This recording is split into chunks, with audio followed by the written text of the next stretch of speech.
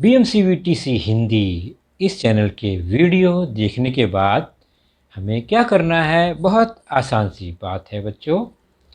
हमें सबसे पहले वीडियो के डिस्क्रिप्शन बॉक्स में जाना है और उसमें कुछ आसान से प्रश्न दिए गए हैं जिसका वीडियो आपने अभी देखा है और उसे हल करने का प्रयास कीजिए। उसके बाद उसी डिस्क्रिप्शन बॉक्स में इस वीडियो से संबंधित अपने मत व्यक्त कीजिए। गूगल फॉर्म द्वारा एक छोटा सा लिंक दिया गया है, उसे क्लिक करिए और उसमें एंट्री करिए। और अंत में जाते जाते हमें इस चैनल को लाइक करना है, सब्सक्राइब भी करना है ताकि आने वाले वीडियो की जानकारी आपको मिलती रहे। तो है ना आसान सा काम? चलिए देखते हैं अपना वीडियो।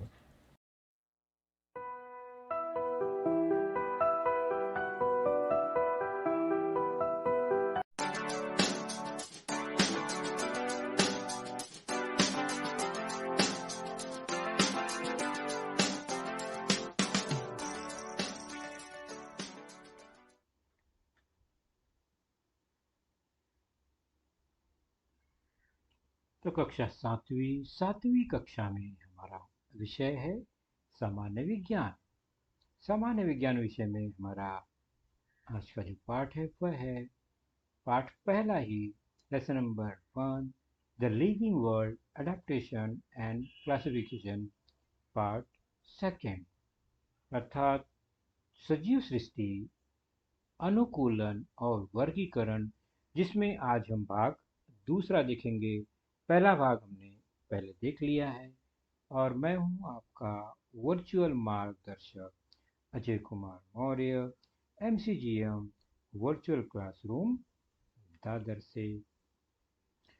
तो हमने अपने पिछले लेसन में देखा कि हमारे इस सजीव सृष्टि में सजीवों की बहुत विविधता पाई जाती है, जिनमें हमने वनस्पतियों की विविधता से संबंधित उनके अनुकूलन को देखा। उसके बाद प्राणियों में भी बहुत सारी विविधताएं पाई जाती हैं। तो हमने अब तक चर्चा की वनस्पतियों में अनुकूलन की अपने पिछले लेसन में, जिसमें हमने विविध भौगोलिक परिस्थितियों में वनस्पतियों के अनुकूलन को देखा। जलीय देखा, पानी में रहने वाले वनस्थलीय, हिम प्रदेश, घास स्थल, वनाच्छादित, और फिर भोजन के लिए किस तरह वनस्पतियां स्वयं पोषी से परपोषी बन जाती हैं, मांसाहारी बन जाती हैं, उसका भी उदाहरण हमने देखा। तो हमारी जो आज की जो चर्चा होगी वह वनस्पतियों के लिए नहीं है। वनस्पतियों की भांति जो प्राणियों में विविधता है उसको हम जानेंगे, उसके अनुकूलन को जानेंगे। क्योंकि हमने देखा था कि प्राणियों में भी विविधता है। बहुत से प्राणी एक कोश की होती हैं, तो बहुत बहुकोश की है, कुछ पृष्ठवंशी तो कुछ अपृष्ठवंशी, यानी रीढ़ की हड्डी वाले, बिना रीढ़ की हड्डी वाले। फिर है सरीसृप, जो सांप की तरह या रेंगने वाले प्राणी कहते हैं हम। उसके बाद पानी में रहने वाले जलचर, जमीन पर संचरण करने वाले थलचर, उभयचर जो पानी और जमीन दोनों जगह संचरित हो सकते हैं, नभचर यानी जो आसमान में संचरण कर सकते हैं, उड़ सकते हैं। ऐसे अलग अलग वर्गीकरण हम कर सकते हैं।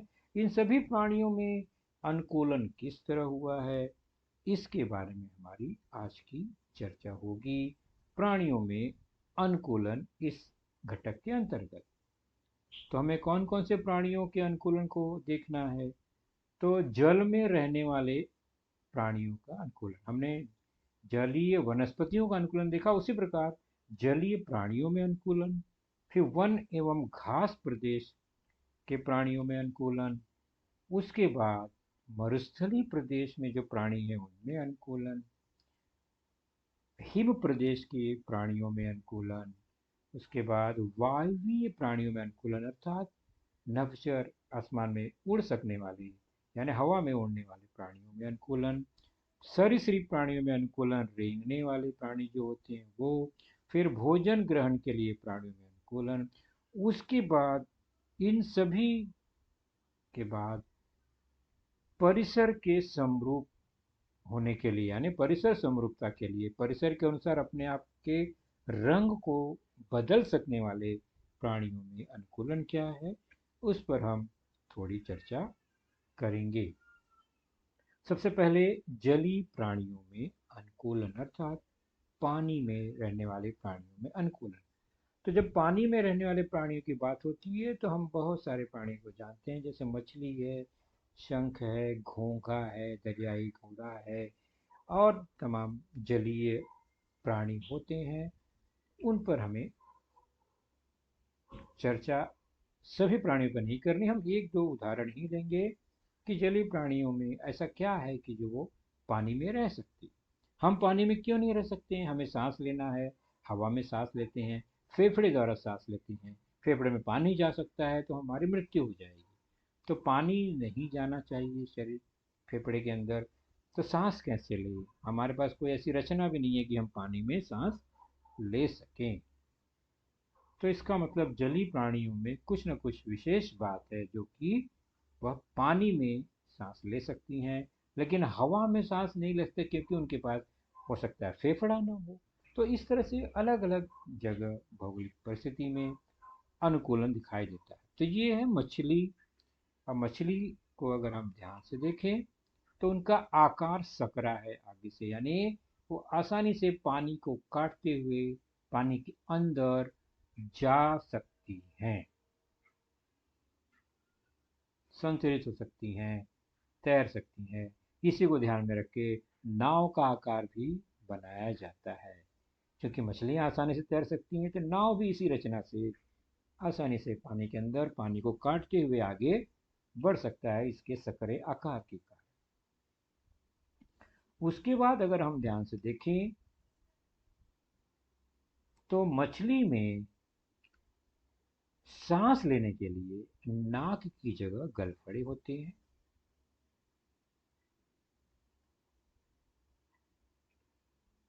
गलफड़ा में क्या होता है, पानी उसके अंदर घुस जाता है लेकिन वह उसके अंदर के ऑक्सीजन को शरीर ले लेता है और पानी को फिर से बाहर निकाल देता है। ये गलफड़े की खासियत है। तो पानी के अंदर घुली हुई ऑक्सीजन को यह श्वसन में उपयोगी है। मछलियां इसी तरह उसका उपयोग करती हैं। और आँख के ऊपर जो पलक है उस पर पारदर्शी होती है उसकी पलकें, यानी पानी उसके अंदर नहीं जाता, तो वह पानी में भी देख सकती हैं आँख खोलकर, क्योंकि पलकें जो है वो ट्रांसपेरेंट है, पारदर्शी है। हमारी आपकी पलकें हम बंद कर लेते हैं, हमको कुछ दिखाई नहीं देता है, लेकिन उनकी पलकें बंद होने पर भी वह देख सकती हैं उसके आर पार। तो ये आँख है। इस तरह की पलकें हों अगर तो वो देख नहीं पाएगी, लेकिन उसकी पलकें इस तरह नहीं है, पारदर्शी है, तो वो उसके आर पार से वह देख पाती है। तो पलकें पारदर्शी होती हैं, गलफड़े हैं। हम मछली की बात कर रहे हैं विशेष तौर पे। और इनके शरीर पर त्वचा के बदले शल्क होते हैं, तैरने के लिए विशेष पर बने होते हैं।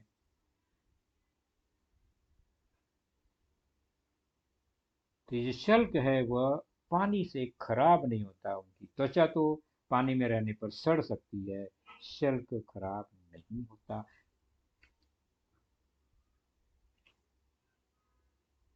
और उसके पर होते हैं दिशा बदलने के लिए, तैरने के लिए। और जो शरीर है उनकी हवादार, यानी उसमें थैली हवा भरी होती है ताकि वह डूबे नहीं और आसानी से तैर सकें। तो इस तरह से जलीय प्राणी में हमने मछली की कुछ रचना देखी। उसी प्रकार मेंढक और बतख जैसे प्राणी भी पानी में आसानी से तैर लेते हैं, हमने देखा है, लेकिन वह जमीन पर भी आ जाते हैं। तो बतख मेढक के आप पैर ध्यान से देखेंगे तो उनकी उंगलियां अलग अलग नहीं है, वो एक पर्दे जैसी झिल्ली से जुड़े होते हैं, एक दूसरे से जुड़े होते हैं ताकि वे पानी को काट के आगे बढ़ सकें, तैर सकें।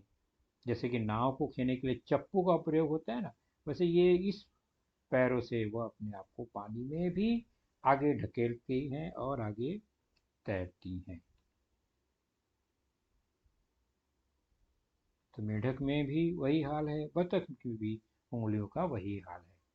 सिर आप देखेंगे मेढक का तो त्रिभुजाकार होता है, ताकि वह आसानी से पानी के अंदर तैर सके, अंदर घुस के तैर सके, कोई अवरोध ना हो, पानी को काटा जा सके जैसे कि नाव में होता है। तो यह, और इसके पास सांस लेने के दो तरीके हैं। एक तो वह अपने त्वचा से भी सांस ले सकता है और फेफड़े से भी सांस ले सकता है। पानी में वह त्वचा से, जमीन पर वह फेफड़े से श्वसन कर सकता है। तो दो सिस्टम होने, दो मशीन होने के कारण वह दोनों जगह श्वसन कर सकता है, इसलिए जिंदा रहता है। जो जहां श्वसन कर पाएगा आराम से, वहीं जिंदा रह पाएगा। तो ये दोनों जगह रहने वाला प्राणी है मेढक, तो इसे हम उभयचर प्राणी कहेंगे। न तो ये शुद्ध रूप से हम इसको जलचर कहेंगे, न वह थलचर, ये दोनों जगह रह सकता है। तो इस तरह से इसमें यह अनुकूलन हमें दिखाई दिया।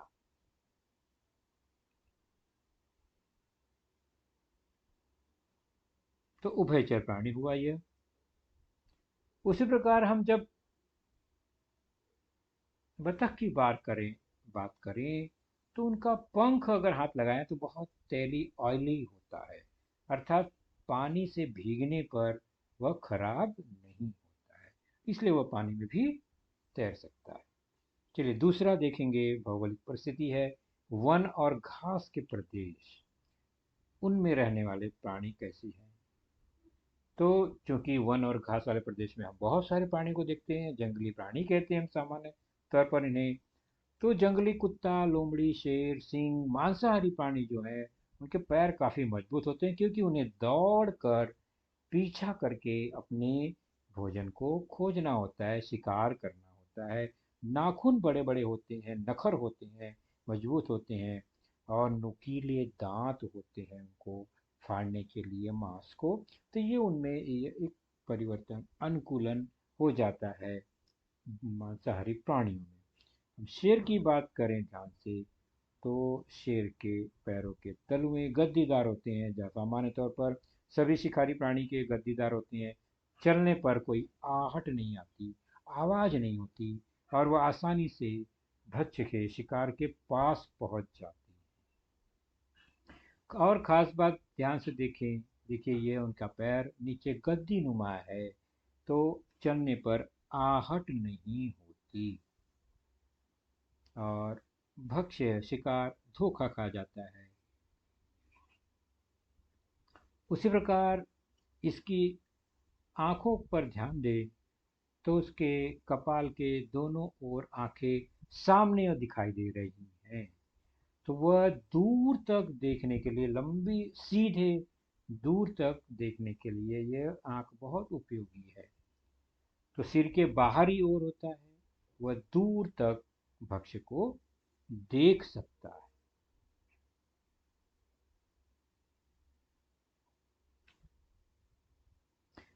जबकि इसी घास और वन्य प्रदेश में दूसरे जीव भी रहते हैं, जिन्हें इन सब शिकारी प्राणियों से बचना है। तो उनमें क्या परिवर्तन होता है, तो इनके पैर भी मजबूत, पतले, लंबे होते हैं, तेजी से दौड़ने के लिए बने होते हैं, ताकि बच सके, अपने आप को बचा सके। तो ये सांबर या हिरण जैसे जो प्राणी हैं, उनको हम देखें अगर खासकर, तो उनकी आंखें शेर की तरह देखिए, माथे पर सामने की ओर न होकर दोनों ओर होते हैं, कपाल के दोनों ओर होते हैं, और कान बड़े होते हैं, जिससे वे आहट आसानी से सुन सकते हैं।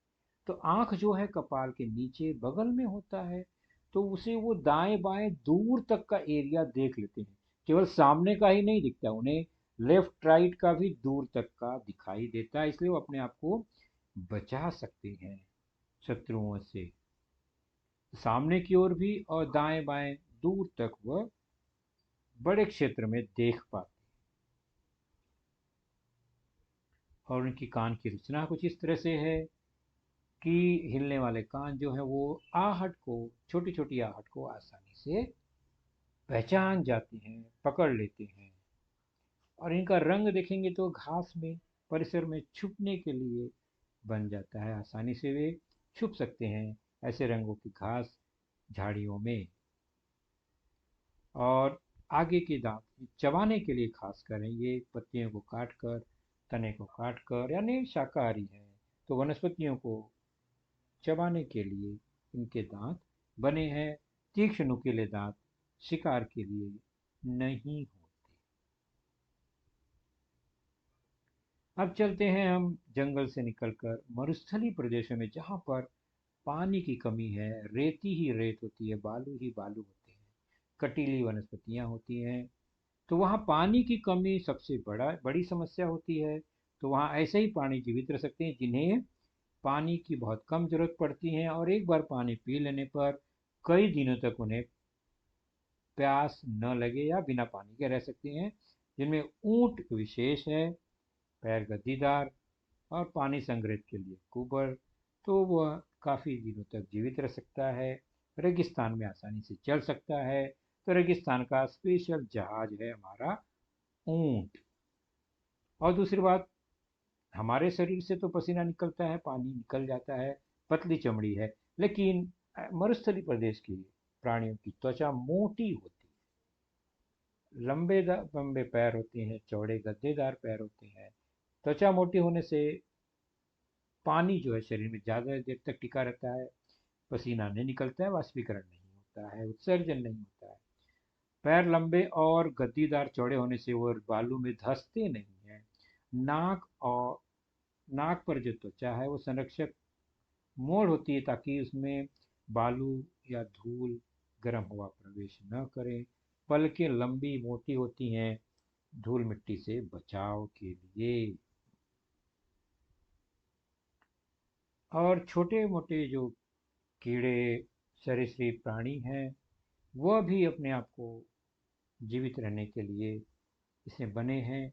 वह बिल में रहते हैं, ऊपर ज़्यादा देर रहते नहीं हैं, केवल शिकार करने के लिए मौसम रात में निकलते हैं। दिन की गर्मी से बचने के लिए अक्सर वो बिल के अंदर अपने आप को रखते हैं।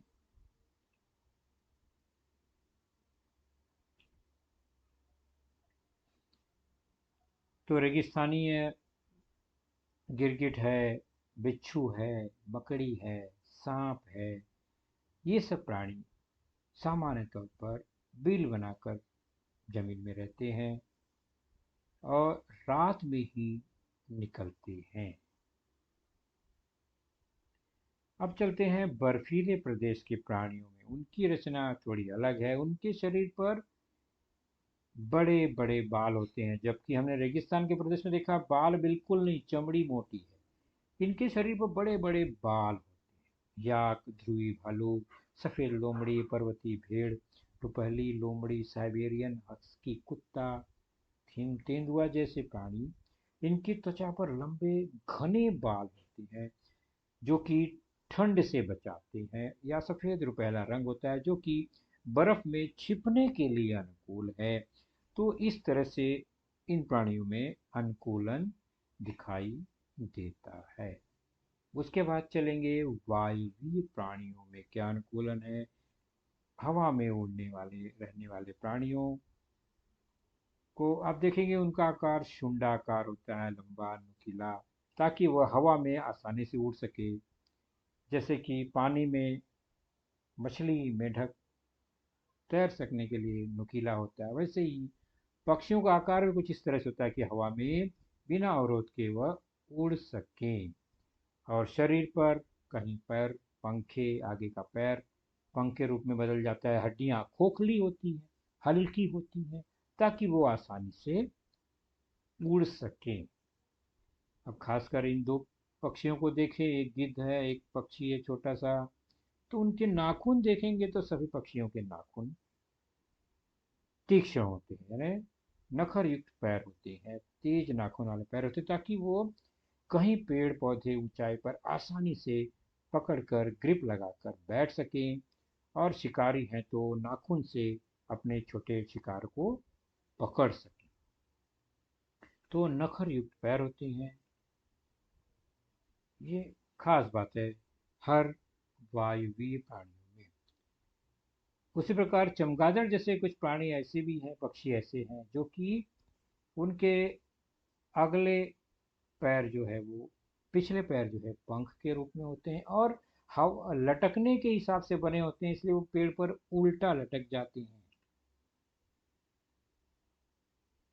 तो चमगादड़ के अगले पैरों की उंगलियों के पर्दे होने के कारण वह उड़ सकता है, यानी उनकी उंगलियां पर्दे से जुड़ी होती हैं, उनमें ऐसा पर्दा पंख जैसा नजर आता है, उसी के सहारे वो तेजी से उड़ती हैं।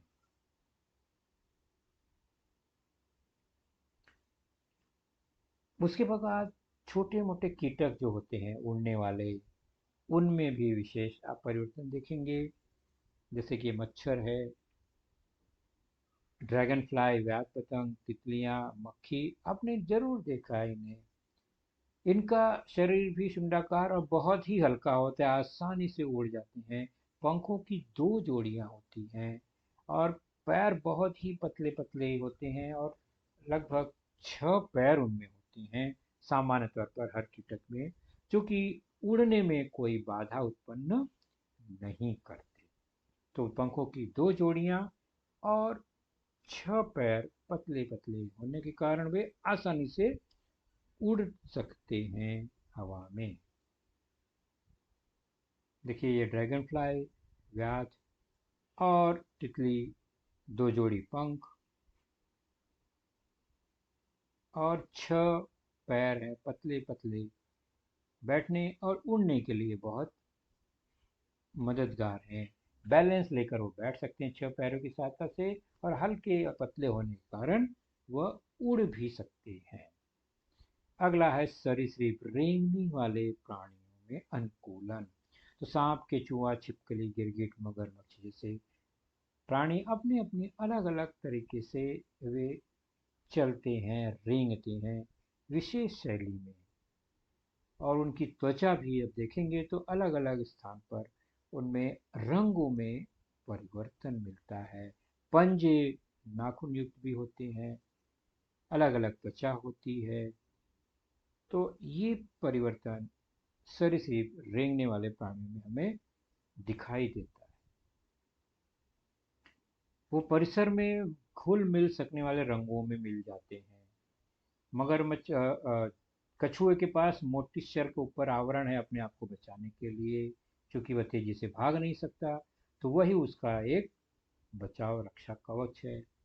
सांप अपने शल्कों द्वारा रगड़कर तेजी से सरकते हुए चलता है। गिरगिट अलग अलग माहौल में अपना अपना रंग बदल लेता है। गुह जैसे प्राणियों गिरगिट जैसे प्राणियों के पास तेज नाखून होता है, तेजी से पकड़ मजबूत बनाए रखने के लिए।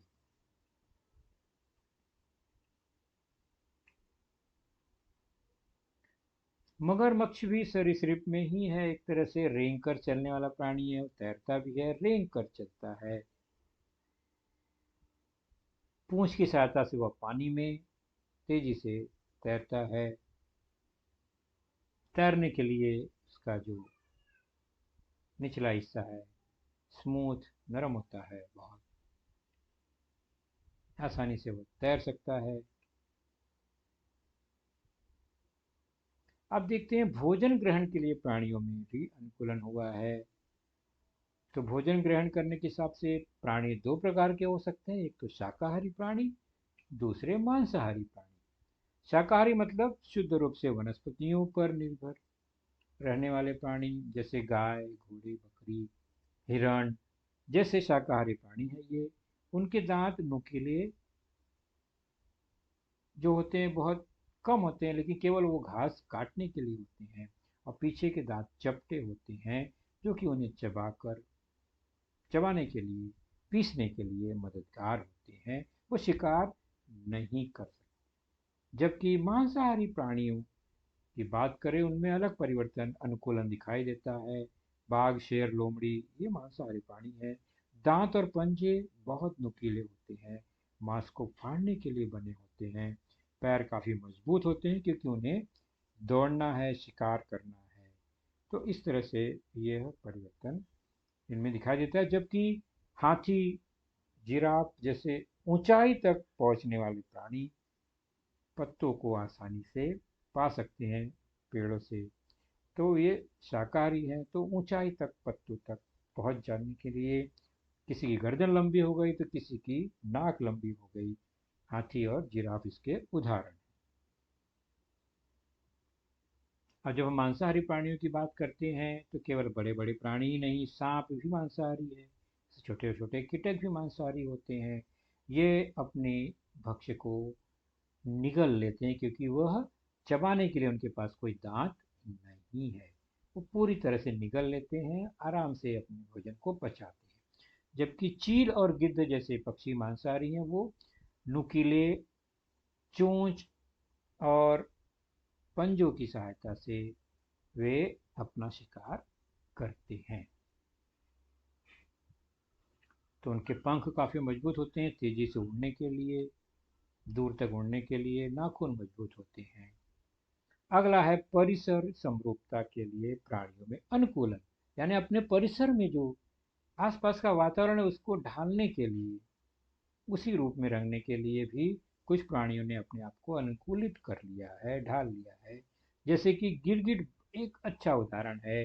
अलग अलग पेड़ों पर रहते समय कभी वह तने के रूप का रंग का, कभी वह पत्तियों के रंग का हरा, कभी वो सलेटी, कभी वो पीला, अलग अलग रंगों का अपने आप को अलग अलग रंगों में ढाल लेता है। गिरगिट है। टिड्डे भी आपको अलग अलग रंग के दिखाई देंगे, सूखे घास के टिड्डे, हरे घास के टिड्डे, उनका रंग भी उसी माहौल का हो जाता है। तो वनस्पतियों पर, घास में, वृक्षों पर रहते समय तनों के आकार, पत्तियों के आकार के जैसा ही उनका रंग हो जाता है। तो इस तरह से ही हमने अनुकूलन देखा।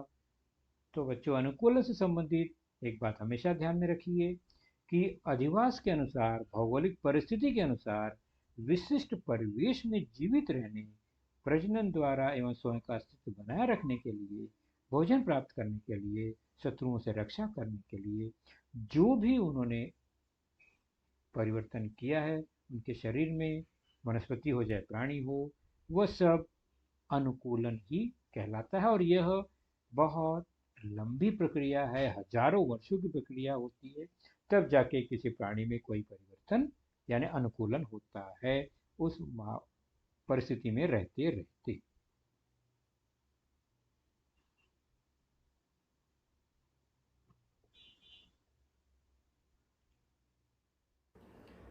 तो बच्चों, आपने देखा आज का लेसन, उसके प्रमुख मुद्दों को ध्यान से बार बार दोबारा देखकर समझने का प्रयास कीजिए, क्योंकि एक बार देखने पर किसी को भी वो पूरा मुद्दा समझ में नहीं आता। तो जैसे ही हम 2 बार 3 बार देखेंगे तो हमें वह समझ में आने लगेगा।